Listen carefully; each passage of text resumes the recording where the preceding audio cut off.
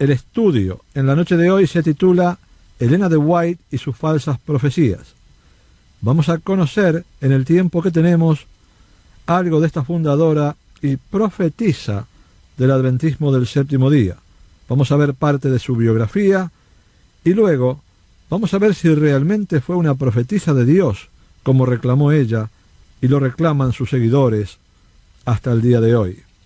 Como hemos visto anteriormente, el movimiento adventista tiene sus comienzos en el siglo XIX y Elena de White juega el rol más importante en sus comienzos y durante toda la historia hasta el día de hoy. Sin Elena de White no hay Iglesia Adventista del Séptimo Día. La gran mayoría del movimiento la considera una intérprete infalible de la palabra de Dios. Ella es el espíritu de profecía mencionado en Apocalipsis 19:10 y también llamado el testimonio de Cristo, mencionado en Apocalipsis capítulo 12, versículo 17. Esta mujer nació en 1827 en el estado de Maine, en Norteamérica. Cuando tenía 9 años de edad, fue atacada por una compañera de escuela quien la golpeó con una piedra en el rostro. Fracturó su nariz, quedó desfigurada para el resto de su vida y el golpe fue tan violento, tan brutal, que estuvo a punto de perder su vida. Estuvo inconsciente por 3 semanas y nadie esperaba en aquel entonces que se recuperara. Esto cambió drásticamente su vida. Su salud, tanto mental como física, quedaron endebles para el resto de su existencia. Todo esto lo pueden ustedes leer en Testimonios para la Iglesia, tomo 1, páginas de la 9 a la 58, de su propio puño y letra. Durante su juventud, cayó bajo la influencia del pastor bautista William Miller, quien anunció la venida de Cristo para 1844. Con el juicio de Cristo pendiente, fue presa de un temor terrible al sentirse perdida. Se convierte, así va la historia, pero sigue temerosa a pesar de su conversión. Su ansiedad, o su angustia, mejor dicho, era solamente aliviada cuando en sueños viajaba al cielo y se encontraba con Jesús. Y esto nos da la pauta de su condición mental y emocional en ese momento. Cuando Jesús no volvió como estaba profetizado, primero en 1843, y luego el 22 de octubre de 1844, la desilusión pasó a la historia con el nombre del Gran Fiasco o Gran Chasco. 2 meses más tarde, en diciembre del mismo año, Elena de White comenzó a tener visiones. Una de esas visiones le mostró que los cálculos que se hicieron para profetizar la venida de Cristo para 1843 contenían errores, pero esos errores fueron causados por la mano del Señor a propósito. En otras palabras, Dios escondió cifras premeditadamente. ¿Para qué? Para probar a los fieles. Esto está documentado en los primeros escritos Early Writings, página 64. Presuntuosamente, esta jovencita le adjudica a Dios la responsabilidad por la falla de 1843 y no duda en hacer esto a los efectos de justificar sus propias fallas. De ahí en adelante, comenzó a tener visiones prácticamente todos los días. Por supuesto que hay evidencia abrumante para probar que sus visiones eran sólo el resultado de su accidente de la juventud, enfermedades de los nervios, complicaciones con histeria, epilepsia, catalepsia y éxtasis. No la droga, no se había inventado todavía, significa que solamente entraba en estado de trance. En 1846 se casa con el señor White. Este hombre la apoyó y la motivó en sus visiones, y de ahí en adelante quedó construido el fundamento para el movimiento adventista, que se organiza oficialmente como la Iglesia Adventista del Séptimo Día en 1863.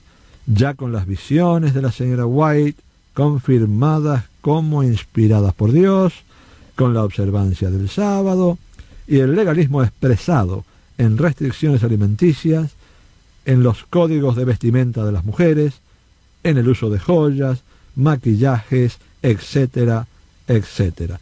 Vamos a pasar directamente a los reclamos proféticos de esta señora.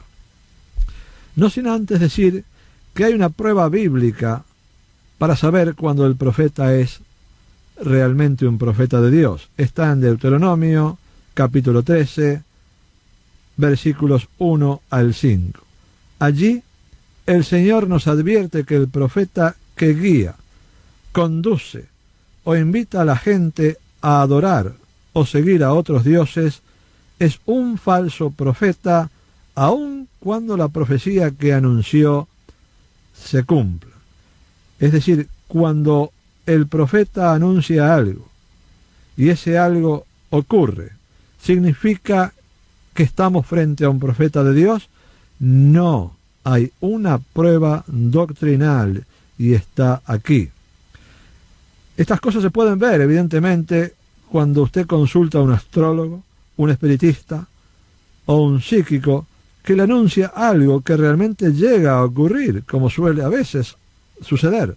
Lo anunciado ocurre, pero cuando analizamos a qué Dios nos conducen estas prácticas ocúlticas, sabemos que no es el Dios de la Biblia. Estamos entonces frente a un falso profeta, estamos frente a doctrinas de demonios, espíritus engañadores, según dice 1 de Timoteo 4.1. Todo esto lo vemos hoy en la filosofía de la nueva era, en la filosofía de las religiones orientales, en el panteísmo, en el karma, en la corriente que dice que somos divinos, que el pecado no existe, que Dios es amor, que Dios nos juzga, etcétera, etcétera. Ahora, hay una segunda prueba para saber quién es un falso profeta. Y está en Deuteronomio 18. Y lo vamos a leer. Deuteronomio 18, desde el versículo 20 en adelante. El profeta que tuviere la presunción de hablar palabra en mi nombre, a quien yo no le haya mandado hablar, o que hablare en nombre de dioses ajenos, el tal profeta morirá. Y si dijeres en tu corazón, ¿cómo conoceremos la palabra que Jehová no ha hablado?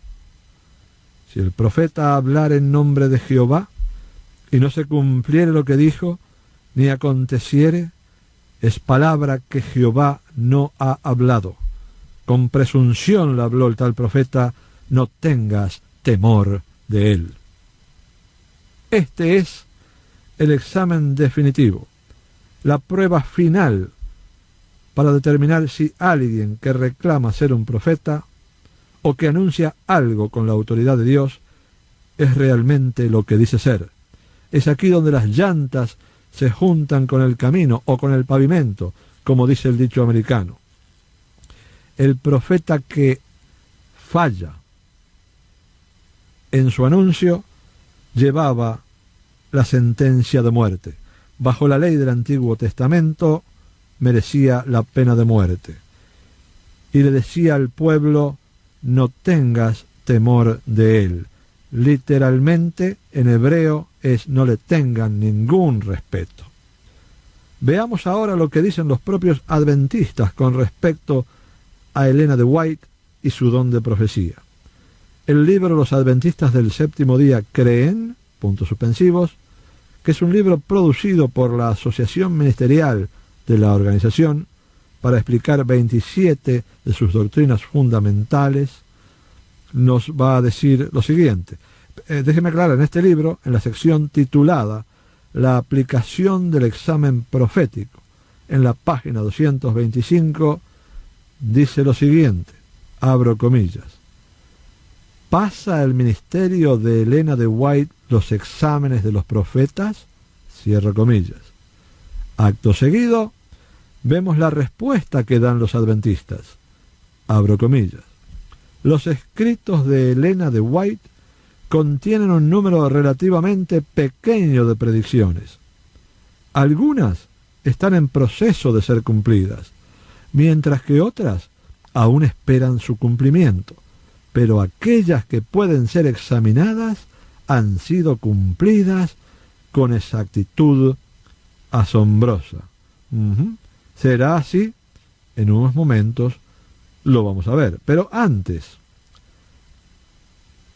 para establecer su autoridad profética, según los adventistas, vamos a darles algunas citas personales de la señora Elena de White. El libro Mensajes Selectos, tomo 2, página 207, dice así, habla ella, abro comillas: yo dependo tanto del Espíritu del Señor para comunicar o escribir una visión como para tener una visión. Es imposible para mí anunciar las cosas que me han sido mostradas a menos que el Señor las traiga delante de mí, en el tiempo que a Él le place que yo las comunique o las escriba. Categórico, ¿verdad? Cierro comillas, por supuesto. Abro comillas nuevamente. En estas cartas que yo escribo, en los testimonios que presento, yo presento a ustedes aquello que el Señor me ha mostrado a mí. Yo no escribo un artículo en el periódico expresando meramente mis ideas. Ellas son lo que Dios ha abierto delante de mis ojos en visión, los preciosos rayos de luz brillando desde su trono. Cierro comillas. Testimonios de Elena de White, tomo 3, página 63. Paso ahora al mismo libro, Testimonios de Elena de White, tomo 5, página 661. Abro comillas. Cuando yo les envío un testimonio de advertencia o reproche, muchos de ustedes declaran que es meramente la opinión de la hermana White. Ustedes han, por lo tanto, insultado el Espíritu de Dios. Cierro comillas. The Advent Review and Herald, de octubre 4 de 1928, dice lo siguiente: los adventistas del séptimo día mantienen que Elena de White ofició como un verdadero profeta durante los 71 años de su ministerio público. Como Samuel fue un profeta, como Juan el Bautista, de esa forma creemos que la señora White fue un profeta para la Iglesia de Cristo hoy. Esto fue declarado en 1928, 13 años después de su muerte. Nunca se han retractado o nunca lo han desmentido hasta el día de hoy. Y vamos a ir directamente a la evidencia, ahora sí. Y vamos a comenzar con una falsa profecía que se dio en la conferencia de Battle Creek, en el estado de Michigan. El libro Dones Espirituales, tomo 2, página 292. Aquí está hablando la señora Elena de White. Aquí está promoviendo una profecía. Abro comillas. Una conferencia se llevó a cabo en Battle Creek en mayo 1856. En la conferencia se me dio una visión muy solemne. Yo vi que algunos de los allí presentes serían comida para los gusanos. Algunos serían expuestos a las 7 últimas plagas y otros serían trasladados al cielo en la segunda venida de Cristo sin gustar la muerte. Cierro comillas. Elena de White aquí anuncia la venida de Cristo en un lapso de tiempo relativamente breve. Tal es así que algunos serían trasladados al cielo en la segunda venida de Cristo sin gustar la muerte. Claro, esta visión data de 1856. Han pasado prácticamente 150 años. Yo diría que todos los participantes de la conferencia de Battle Creek ya están muertos. Creo que es un cálculo bastante acertado. La segunda venida de Cristo no ocurrió durante sus vidas, tal como Elena de White lo profetizó. Esto es más que suficiente para declarar a Elena de White como una falsa profetisa, ¿no les parece a ustedes? Pero aunque les parezca mentira, algunos adventistas tratan de justificar esta falsa profecía. ¿Cómo? Usando la Biblia, lamentablemente. Y les van a llevar a Éxodo 6, donde Dios le afirma a Moisés la promesa de que va a sacar a los israelíes de Egipto y los va a llevar a la tierra prometida. Dios le da una promesa a Moisés y Moisés la transmite al pueblo. Luego, los adventistas los van a llevar a Números, capítulo 14, del 26 al 34, donde se nos narra que debido a la rebelión, a la iniquidad del pueblo, Dios le habla a Moisés y le dice que debido a esto, a la rebelión, Dios va a demorar a todo el pueblo en el desierto por 40 años, hasta que mueran todos los de 20 años de edad en adelante, los cuales murmuraron contra Jehová. En otras palabras, Dios demora la promesa de llevarlos a la tierra prometida. El adventista, en su tosudez o deshonestidad intelectual, lo va a mirar a usted directamente a los ojos, seriamente, sin que se le mueva un cabello, y le va a decir: ¿ve usted, Señor? La promesa de Dios de llevarlos a la tierra prometida no fue cumplida inmediatamente. La profecía que dio Moisés fue demorada 40 años. ¿Significa esto que Moisés fue un falso profeta? Si de la misma forma, entonces, Jesús está demorando su venida. Increíble, increíble. Claro, si ustedes quieren refutar esto rápidamente, todo lo que tienen que decirle al adventista es: bueno, usted piensa que así como Dios demoró la promesa a los israelíes por la iniquidad del pueblo, también hizo lo mismo, demorando la segunda venida de Cristo por la iniquidad de los adventistas en el tiempo de Elena de White. Ahí se acaban los problemas. Esto es absurdo. Pero vamos a razonar, vamos a enseñarles a cómo refutar este tipo de barbaridades. Primero, vamos a decirles que la promesa de Éxodo en capítulo 6 fue cumplida literalmente. En Éxodo 6, versículos del 3 al 5, algo que los adventistas pasan por alto muy convenientemente, dice que Dios hizo un pacto con Abraham, prometiéndole la tierra. Esta es la base de la promesa. Cuando leemos todo en contexto, nos damos cuenta que la promesa fue dada a los descendientes de Abraham. Todo lo que Moisés hace entonces es decirle al pueblo que la promesa es para los hijos de Israel, para los hijos de Jacob. Como los hijos literales de Israel ya estaban muertos, es obvio que la promesa es para sus descendientes. Por lo tanto, no había limitaciones de tiempo en la promesa de Dios mencionada en Éxodo capítulo 6.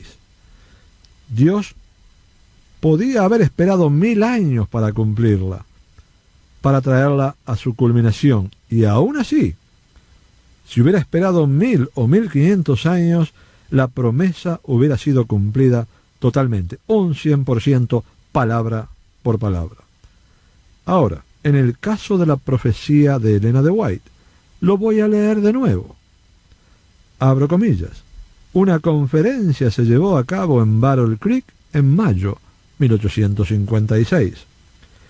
En la conferencia se me dio una visión muy solemne. Yo vi que algunos de los allí presentes serían comida para los gusanos, algunos serían expuestos a las 7 últimas plagas, y otros serían trasladados al cielo en la segunda venida de Cristo sin gustar la muerte. Cierro comillas. Hay aquí, en esta profecía de Elena de White, una limitación de tiempo. Jesús volvería en un lapso de tiempo en el cual algunos de los asistentes a la conferencia todavía estarían vivos. ¿Se dan cuenta ustedes? la promesa de Dios aquí de la forma que lo puso doña Elena, pone a Dios como un mentiroso. Claramente, ella es una falsa profetisa.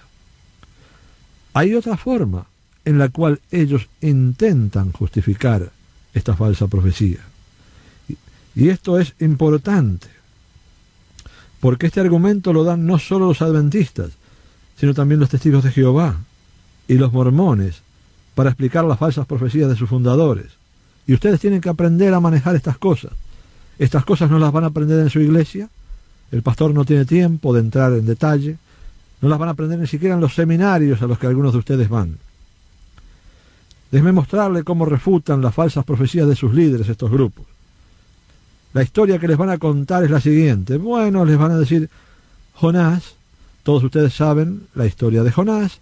Dios le da la orden de ir a predicar a Nínive.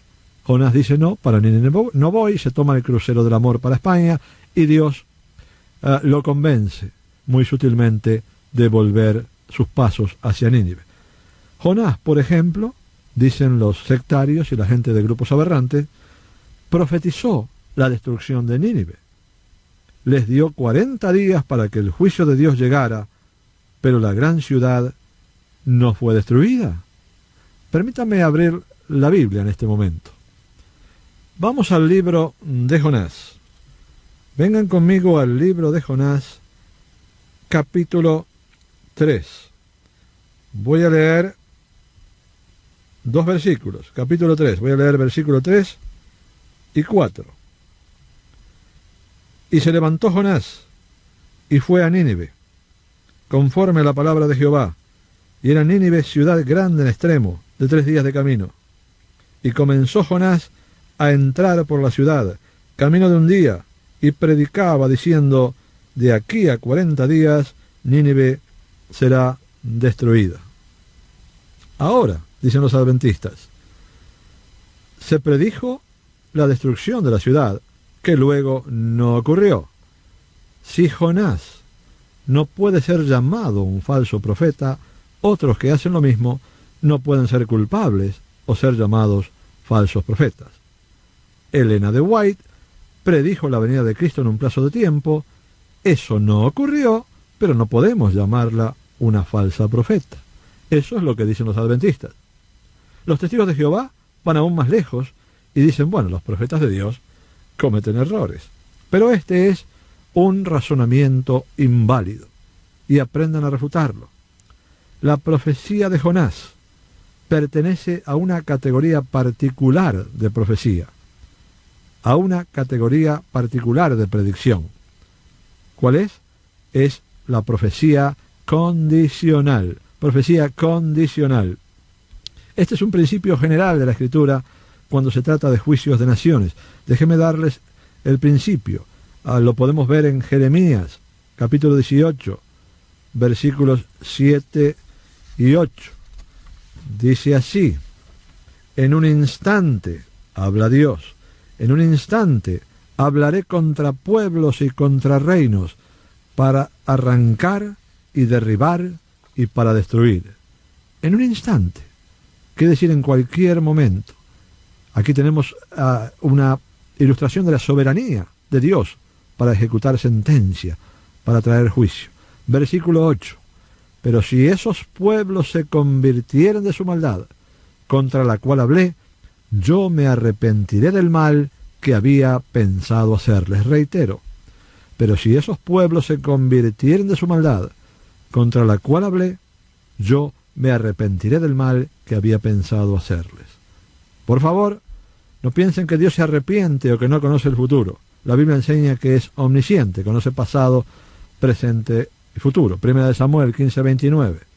No es hombre para que se arrepienta. Dios no es hombre para que se arrepienta. Aquí se trata de Dios, en su palabra, acomodando su lenguaje a nuestro entendimiento. Eso es todo, lenguaje antropomórfico. El punto es que si un profeta anuncia juicio sobre alguien, o sobre una nación, o sobre una ciudad debido a su maldad, y la gente se arrepiente, Dios no traerá juicio sobre ellos. Y este es precisamente el caso en el tiempo de Jonás.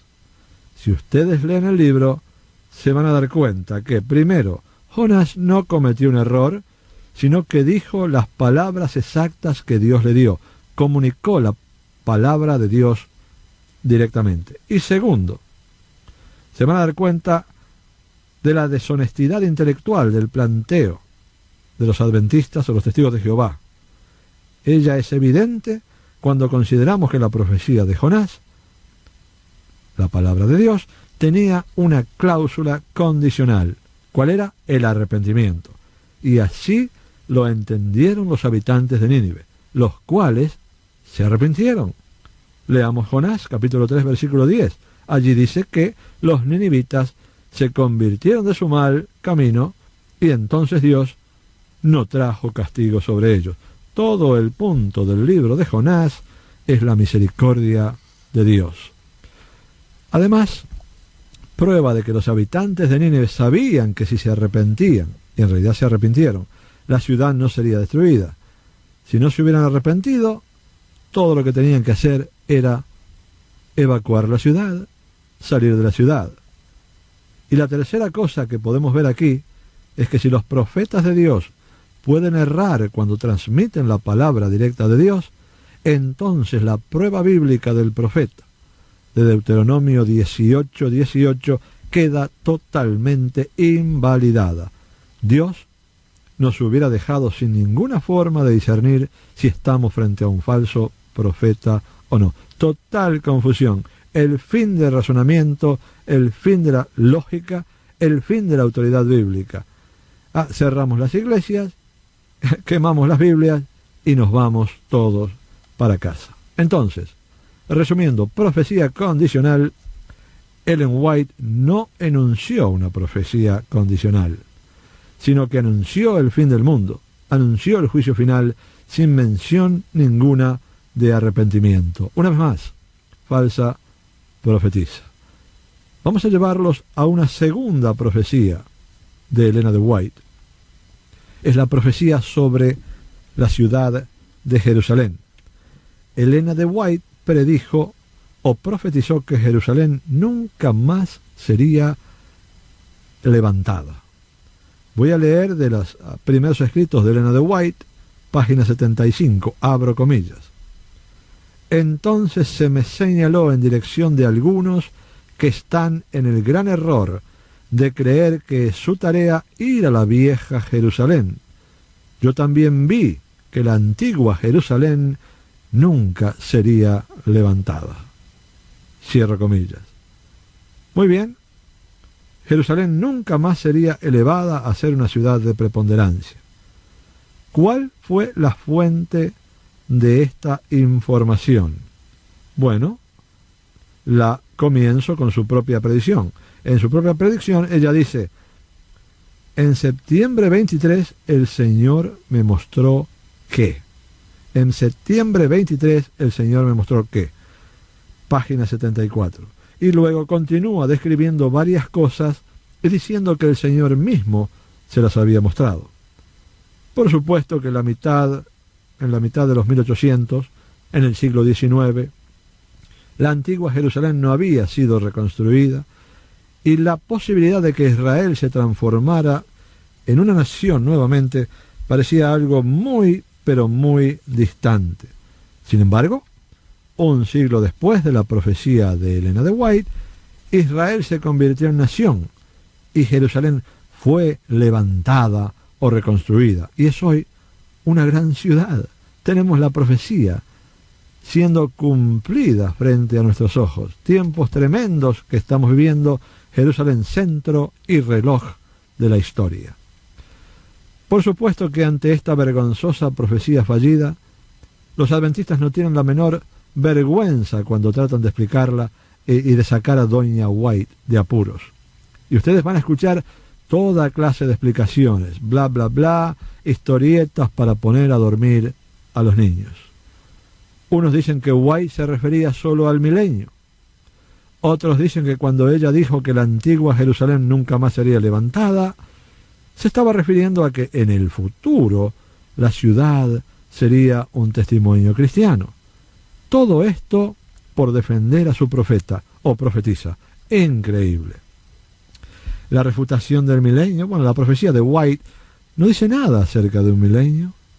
Es más, la profecía usa la palabra nunca, cuando dice que nunca sería levantada. Y nunca, perdón la redundancia, nunca es nunca. La otra refutación, bueno, que acerca de que Ellen White se estaba refiriendo a que Jerusalén sería reconstruida o levantada como un centro de testimonio cristiano. Bueno, lamentablemente para ellos, la señora White nunca dice eso en su profecía. Además, en su literatura, en otros lugares, la señora White es bien clara con respecto a Jerusalén. Déjenme leerles en la publicación Colaboradores con Cristo, Advent Review and Sabbath Herald, julio 30, 1901. Abro comillas. La ciudad de Jerusalén ya no es más un lugar sagrado. La maldición de Dios es sobre ella debido al rechazo y la crucifixión de Cristo. Antisemitismo directamente de la pluma de la señora de White. Una vez más, tenemos que es una falsa profetisa. Dijo que nunca más Jerusalén resurgiría. Hoy, como ya dijimos, Jerusalén e Israel existen como ciudad y nación. Son el centro de la historia y de los acontecimientos mundiales. Vamos a pasar ahora a una tercera profecía de la señora de White y la vamos a leer directamente y la tomamos de Early Writings, primeros escritos de Elena de White, página 16. Abro comillas. Entonces la trompeta de plata de Jesús sonó al tiempo que él descendía en la nube, envuelto en llamas de fuego. Él miró las tumbas de los santos que duermen, entonces levantó sus ojos y manos al cielo y clamó: despertad, despertad, despertad, vosotros que dormís en el polvo, y levantaos. Entonces hubo un gran terremoto, las tumbas se abrieron, y los muertos salieron vestidos de inmortalidad. Los 144.000 clamaron: ¡Aleluya!, cuando reconocieron a sus amigos que fueron separados de ellos por la muerte. Y en ese mismo momento nosotros fuimos transformados y arrebatados juntos con ellos para encontrar al Señor en el aire. Bien, bueno, lo leí con un poco de emoción, hasta yo me emociono cuando lo leo. ¿Qué vemos aquí en esta magnífica visión? Primero, vemos los muertos en Cristo, aquellos que murieron habiendo puesto su fe en nuestro Señor Jesucristo, los que fueron salvos. Vemos los muertos en Cristo resucitando a la vida durante la segunda venida de Cristo. Segundo, vemos a los 144.000 sellados de Apocalipsis, de capítulo 7 y capítulo 14, gritando que aleluya, cuando ven a sus amigos que habían muerto. ¿Esto qué nos dice? Que los 144.000, según Elena de White, están vivos cuando Cristo vuelve. Atención ahora. Ella dice nosotros, déjeme leer la porción. Nosotros fuimos transformados y arrebatados juntos con ellos para encontrar al Señor en el aire. Nosotros, fijen la atención allí. El punto es, la visión muestra que ella es uno de los 144.000 y que todos están vivos cuando Cristo vuelve. Y por supuesto, Elena de White murió en 1915 y Cristo aún no ha venido. Una vez más, claramente, vemos que fue una falsa profetisa. Ahora veamos el intento adventista de componer este disparate, este pequeño error de Elena de White. Es un intento muy astuto, pero es deshonesto intelectualmente, y muestra hasta qué extremos se ha endurecido la médula moral de los líderes de esta denominación. Vamos a abrir la Biblia nuevamente, vamos a ir a Primera de Tesalonicenses, capítulo 4, por favor. Y vamos a estar viendo el rapto anunciado por Pablo. ¿Por qué no leemos desde el versículo 14 en adelante? Pablo dice: porque si creemos que Jesús murió y resucitó, así también traerá Dios con Jesús a los que durmieron en él. Por lo cual os decimos esto en palabra del Señor, que nosotros, enfaticen nosotros, que vivimos, que habremos quedado hasta la venida del Señor, no precederemos a los que durmieron. Porque el Señor mismo, con voz de mando, con voz de arcángel y con trompeta de Dios, descenderá del cielo, y los muertos en Cristo resucitarán primero. Luego nosotros, énfasis en nosotros de nuevo, luego nosotros los que vivimos, los que hayamos quedado, seremos arrebatados juntamente con ellos en las nubes para recibir al Señor en el aire, y así estaremos siempre con el Señor. Muy bien. El adventista les va a decir: ¿ven ustedes? Pablo dice nosotros los que vivimos. Pablo dice nosotros. Si Pablo dice eso y no es un falso profeta, tampoco lo es Elena de White. Pero, y aquí va la refutación, pongan atención, hay una diferencia muy importante. Cuando Pablo usa el pronombre nosotros, inmediatamente lo restringe, lo encuadra dentro de una condición. ¿Cuál es esa? Dice los que vivimos. Nosotros, entonces, aplica solamente a los que llenan el requisito de la condición, o sea, los que estarán vivos cuando vuelva Cristo. Sin embargo, por el contrario, la declaración de Elena de White no contiene tal condición. No dice nosotros los que vivimos seremos transformados y arrebatados, etcétera, etcétera. En vez de ello, o en lugar de ello, White dice nosotros fuimos transformados, tiempo pasado y perfecto, completo. Es una visión en retrospectiva. Nosotros se refiere a ella y a los demás, al resto, a los otros 43.999 adventistas. En segundo lugar, podemos refutar esto diciendo que si Pablo hubiera dicho que el Señor volvería en su tiempo, en el tiempo en que Pablo está viviendo, él hubiera estado en total desobediencia a la palabra de Dios. Recuerdan, no os toca a vosotros saber los tiempos ni las sazones. Pablo está simplemente expresando su esperanza, que dicho sea de paso debe ser la esperanza de todo cristiano, el retorno de Cristo, la segunda venida de Cristo. Pablo no estaba esperando a Cristo en ese momento. A decir verdad, en la segunda carta a los tesalonicenses, escrita el mismo año, alrededor del 50 o el 51 después de Cristo, él está instando a los tesalonicenses a que no se dejaran engañar en el sentido de que la venida del Señor estaba cerca. Les está diciendo: no agarren las sábanas y se pongan en el techo a esperar a Cristo. No dejen de trabajar. No se vayan para la azotea. Teniendo todo esto en cuenta, podemos decir que Pablo usa la palabra nosotros en forma genérica. ¿Para qué? Para significar cristianos. No está diciendo yo estaré vivo cuando venga el Señor. Es como cuando los cristianos hablan de la gran tribulación hoy en día. La gran tribulación, la que va a ocurrir después del rapto, en la posición pretribulacionista, por supuesto.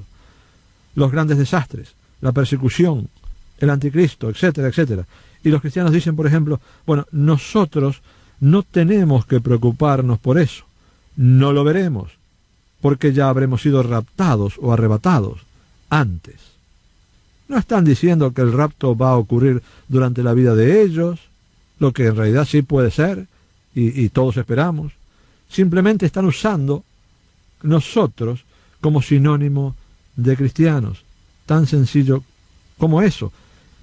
Esto mismo hace Pablo cuando dice nosotros los que vivimos. Pero Elena de White, lisa y llanamente, dijo que de acuerdo con la visión, ella estaría vivita y coleando cuando viniera el Señor. Bueno, pensamos que ya cambió de opinión. Una vez más, estamos frente a una falsa profetisa. Podríamos continuar hasta el infinito, hay muchas otras más.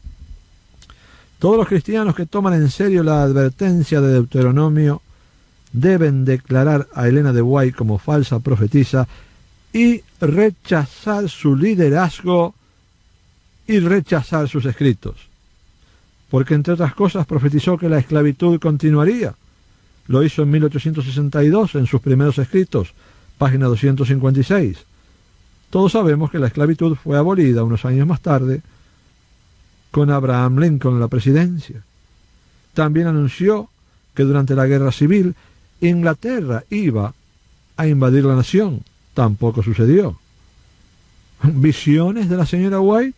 El material bíblico e histórico que esta mujer dijo haber recibido en visiones de parte de Dios fue en realidad robado, plagiado de decenas de libros. Ustedes pueden leer todo esto en La mentira White, White Lie, de Walter Rea, publicado en 1982.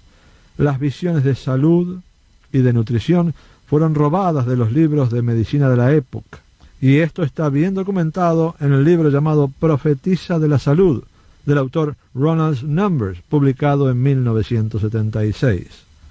En fin, por lo que hemos visto, sus predicciones no se cumplieron, y las que quedan no se cumplirán. Una de las más grandes que ellos aún esperan es que todas las iglesias evangélicas se unirán con el catolicismo para guardar el domingo, y los vamos a perseguir a ellos porque ellos guardan el sábado. Pero van a quedar frustrados, queados, si cabe la expresión, tanto como sus antepasados, al ver que todo este enredo de doctrinas absurdas y profecías fallidas que ellos defienden no se cumplirán y van a quedar al descubierto de sus errores. A pesar de toda esta evidencia, la Iglesia Adventista del Séptimo Día sigue promoviendo el material de Elena de White a nivel mundial y lo declara autoritativo y lo declara una fuente de verdad provista para el bienestar de la Iglesia, la guía, la instrucción y la corrección, usando sus propias palabras. Teniendo en cuenta, mis amigos, que un gran número de doctrinas adventistas tienen su origen en las visiones de Elena de White, los adventistas del Séptimo Día se encuentran en clara violación de la palabra de Dios.